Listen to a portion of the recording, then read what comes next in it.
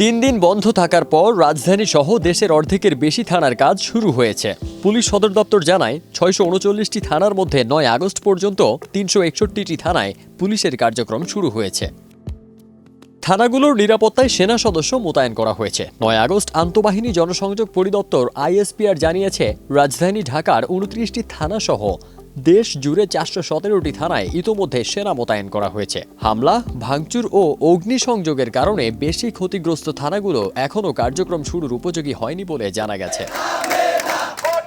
বৈষম্য বিরোধী ছাত্র আন্দোলনকে কেন্দ্র করে দেশের বিভিন্ন স্থানে আন্দোলনকারীদের সঙ্গে পুলিশের সংঘর্ষ ও প্রাণহানি হয়। শেখ হাসিনা সরকারের পতনের আগে পরে শেষ 3 দিন থানা, ফাঁড়ি সহ পুলিশের বেশ কিছু স্থাপনায় হামলা, ভাঙচুর ও অগ্নিসংযোগ করে দুর্বৃত্তরা। 5 আগস্ট শেখ হাসিনার দেশ ত্যাগের পর সারা দেশে পুলিশি কার্যক্রম বন্ধ হয়ে গেলে প্রাণভয়ে পুলিশ সদস্যরা থানা ছেড়ে বিচ্ছিন্নভাবে বিভিন্ন জায়গায় আশ্রয় নেন। সংকট কাটাতে স্থাপনা পাহারা দিতে আনসার সদস্য মোতায়েন করা হয়। পুলিশের নতুন আইজিপি মোহাম্মদ মইনুল ইসলাম 7 আগস্ট বাংলাদেশ পুলিশকে 24 ঘন্টার মধ্যে কর্মস্থলে যোগ দেওয়ার নির্দেশ দেন। পরদিন তিনি পুলিশ সদস্যদের কর্মস্থলে যোগদানের ক্ষেত্রে আপামর জনসাধারণকে সহযোগিতা করার আহ্বান জানান।